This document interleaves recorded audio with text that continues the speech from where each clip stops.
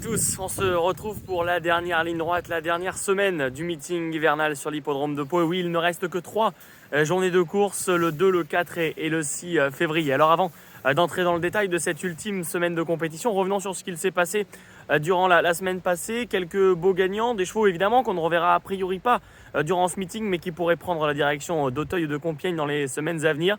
Et je pense à quelques belles impressions laissées, notamment par Rolco qui a gagné à la surprise générale, mais qui semble être un cheval intéressant, un jeune cheval d'avenir pour l'écurie de Geoffrey Dumont. Il y a évidemment eu également le succès de Scatar, le pensionnaire de Gabriel Linders, qui en 3 sorties durant l'hiver aura gagné 2 fois.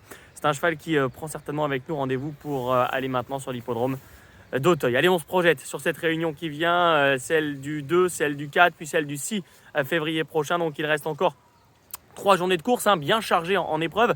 8 pour le 2, 8 pour le 4 février et puis 12 courses pour la grande réunion du 6. On y revient dans quelques instants. Alors ce mercredi 2 février, déjà une première réunion avec quelques courses d'obstacles intéressantes. Évidemment, les stars ne sont pas de sortie puisqu'elles se préservent pour ce week-end, mais il y aura quand même des courses intéressantes à regarder. Nous y reviendrons d'ailleurs à la veille de cette réunion de mercredi.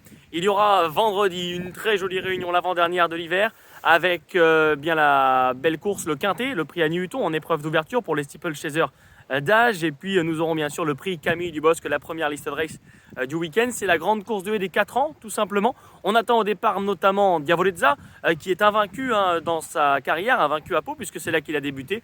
2 sorties de victoire. Et puis face à lui, des chevaux qui ont gagné cet hiver. Je pense à Mon Ami Well, le cheval estimé de Nicolas Paysan, qui a gagné vraiment dans un excellent style. Je pense à In Excelsis Deo également, qui a gagné sa course de haie récemment en 2e sortie. Et puis quelques chevaux qui se sont fait remarquer, notamment un cheval qui s'appelle Drop the Pilot, qui a très bien couru dans l'épreuve préparatoire. C'est vraiment un lot qui s'annonce homogène et fort intéressant pour sacrer le meilleur 4 ans sur les haies cet hiver. Et puis la grande réunion bien sûr de dimanche, ce 6 février, 12 courses au programme, dont 7 courses d'obstacles. Dites-nous d'ailleurs quelle est la course, quelles sont les courses que vous attendez le plus ce dimanche parmi le Grand Cross, la grande course de haie, le Grand Steeplechase des 4 ans ou encore le prix Gaston Phébus par exemple, la traditionnelle consolante du Grand Prix de Pau.